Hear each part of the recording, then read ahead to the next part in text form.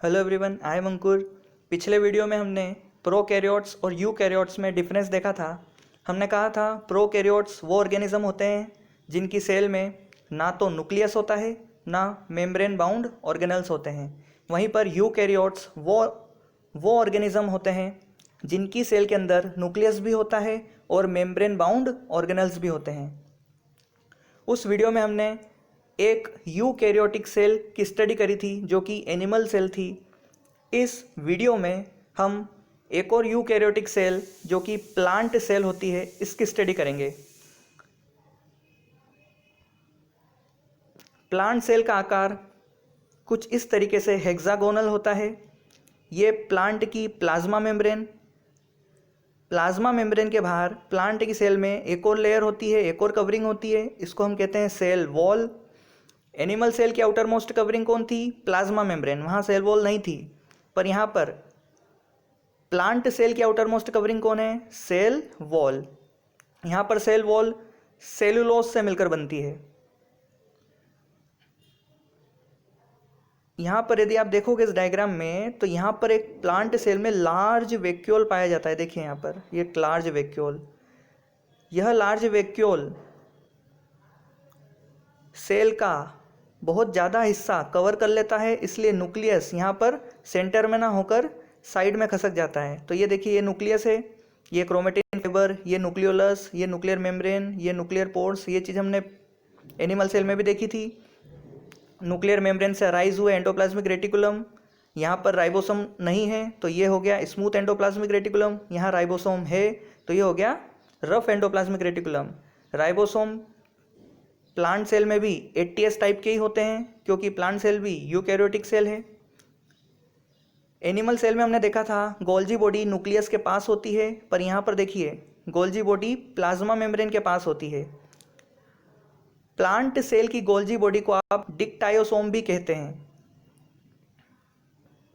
एक और ऑर्गेनल होता है जो एनिमल सेल में नहीं होता, यहाँ पर प्लांट सेल में होता है। यहाँ पर आप देख सकते हैं क्लोरोप्लास्ट।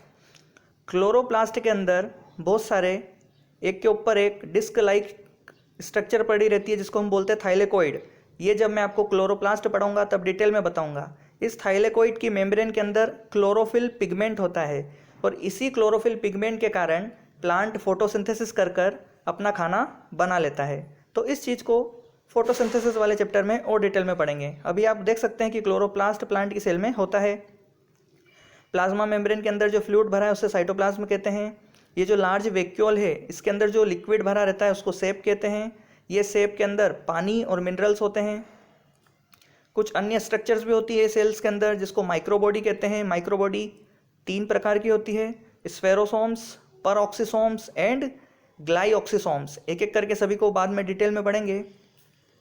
देखिए प्लांट के अंदर भी एक लाइसोसोम्स होता है, पर यहाँ पर प्लांट के लाइसोसोम्स को हम स्फेरोसोम्स कह देते हैं। ये देखिए यहाँ पर माइटोकॉन्ड्रिया है, ये साइटोस्केलेटन स्ट्रक्चर है जो हमने एनिमल सेल में भी देखी थी, यहाँ पर भी होती है। इस स्ट्रक्चर को आप देखें तो इस स्ट्रक्चर को हम क्या कह रहे हैं? Cell wall. अब होता क्या है, जगह जगह पर इस तरीके से सेल वॉल में पिट्स पाए जाते हैं। अब ये पिट्स क्या होता है इसे अलग से किसी एक चैप्टर में आपको मैं किसी अगले वीडियो में आपको मैं इस चीज़ को भी समझा दूंगा कि पिट्स होते क्या हैं। तो इस तरीके से यह प्लांट सेल की स्ट्रक्चर हुई। इस डायग्राम में आप एक बार और क्लियर देख सकते हैं प्लांट सेल को। हेक्सागोनल शेप है। यहाँ पर ये रही प्लाज्मा मेम्ब्रेन, ये हो गई सेल वॉल। ये किसी दूसरी सेल की सेल वॉल हो गई जो इस सेल के पास है। यहाँ पर आप देख सकते हो छोटे छोटे गड्ढे होते हैं सेल वॉल में। इन गड्ढों को आप कहते हैं प्लाज्मोडेस्मेटा। इन गड्ढों को आप कहते हैं प्लाज्मोडेस्मेटा।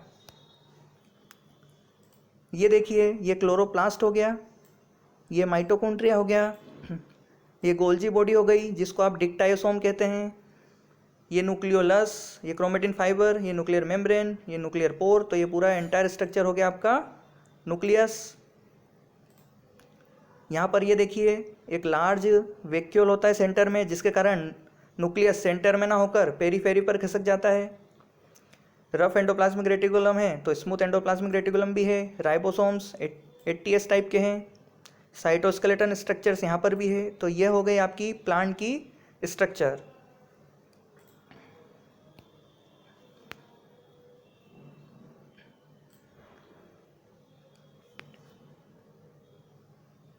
यहाँ आप देख सकते हैं कि प्लांट की सेल्स में ऐसा क्या होता है जो एनिमल की सेल्स में नहीं होता। तो हो गया क्लोरोप्लास्ट, एक large central vacuole cell wall, plasmodesmata. Plasmodesmata क्या है, देखिए यहाँ पर सेल वॉल में यहाँ पर गड्ढे पाए जा रहे हैं।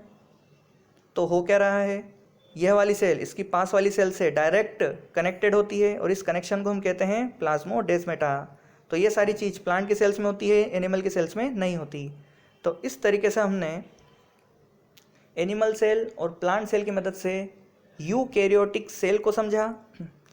चाहे सेल एनिमल की हो या प्लांट की हो, यहाँ पर एक वेल डिफाइंड न्यूक्लियस होता है और मेम्ब्रेन बाउंड ऑर्गेनल होते हैं। जैसे क्लोरोप्लास्ट एक मेम्ब्रेन बाउंड ऑर्गेनल है, यहाँ पर देखो इसकी 2 मेम्ब्रेन है क्लोरोप्लास्ट की।